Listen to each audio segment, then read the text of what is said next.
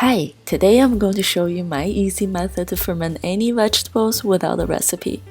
My name is Yang and I have been sharing so many fermented recipes on my blog over the years, like these fermented hot peppers, the honey fermented garlic.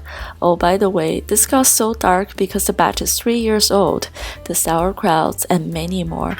Well, there's definitely value to use recipes, but I really want to demonstrate a simple generic method so that you can use it to turn many vegetables around you into probiotic snacks. I'm also here to empower you with the basics so that you can make your own creations and flavors in the kitchen. Today I'm not using a recipe, so let's head to the grocery stores and see what we can find. When it comes to fermenting vegetables, I like using the firmer kinds for longer lasting batch, so I picked up the cauliflower. The herbs look so fresh today, so I got some time. The radishes are calling me, I just can't pass on, but I'm not going to go crazy with shopping because I also have some produce at home I can use. I ended up choosing carrots, radish, and cauliflower for my batch. I'm going to roughly chop the vegetables to bite size so that they're easier to eat. So many other vegetables will work too for your fermentation, like celery, cabbage, fennel, green beans, even whole tomatoes. Hot peppers are great for spicy ferment, and then adding aromatics will create some depths of flavors. I'm using garlic, thyme, and coriander seeds today. Other flavor options are ginger, onion, dill, lemongrass, caraway seeds, juniper berries, black peppercorns, and so many more. If you remember me making Chinese fermented vegetables in another video, I will use bay leaves, cinnamon sticks, citron peppercorn, and even sugar and alcohol. Okay, I digress, but the message here is you can actually use any combination of aromatics to build a flavor of your dream. They really give such a depth to your vegetables. The next step is quite important. I'll be making a 4% salt brine to cover all the vegetables. The salt will prevent growth of the bad bacteria and encourage the good probiotic microbes, and of course the vegetables will also take on the flavor. Since I don't have a recipe, I don't really know how much salt brine I should be making at this point. So let's just fill up my measuring cup. I always use filtered water and sea salt or Himalayan pink salt for fermentation. For 4 cups of filtered water, I will add 2 tablespoons of salt. Remember, the number of tablespoons of salt is a half of the number of the cups of water. This makes a 4% salt brine. I'm not going into details on the salt brine ratio here, but if you want to geek out on the calculation, I'm linking another video on top of the screen. For now, just follow me along using my super simple method. Alright, my 4 cups of salt brine covered just over 2/3 of the vegetables, so it looks like I will need 2 more cups.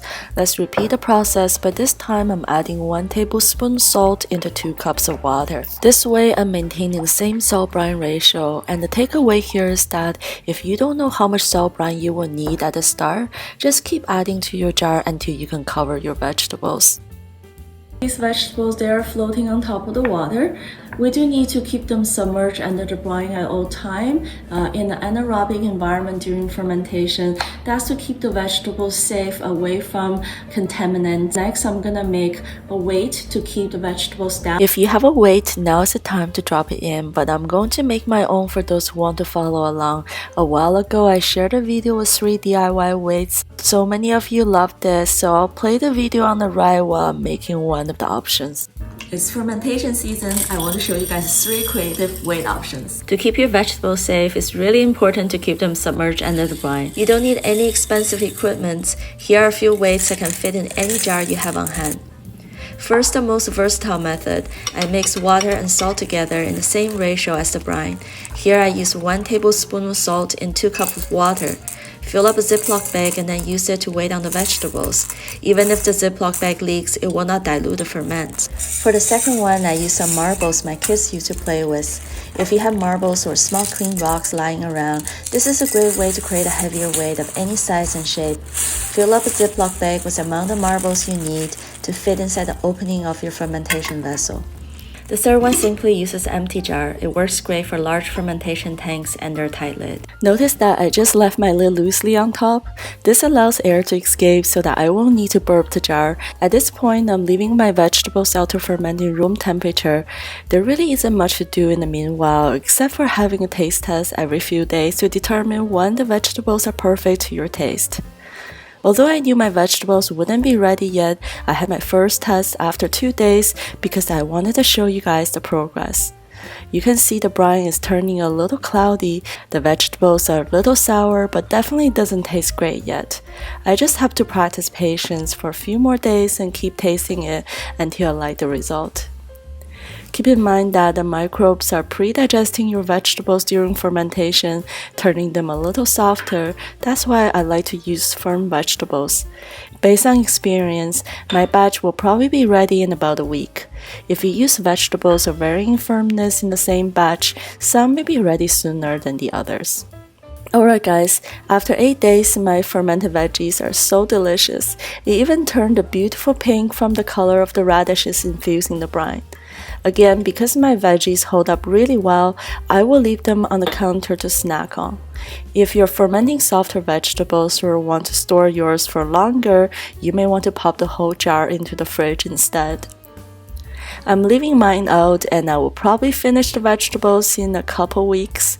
Another tip here, you can even add fresh vegetables into the brine to have a continuous fermentation going, and it will give you a supply of probiotic snacks for more weeks to come. I can eat this whole bowl by itself. It's sour, it's crunchy.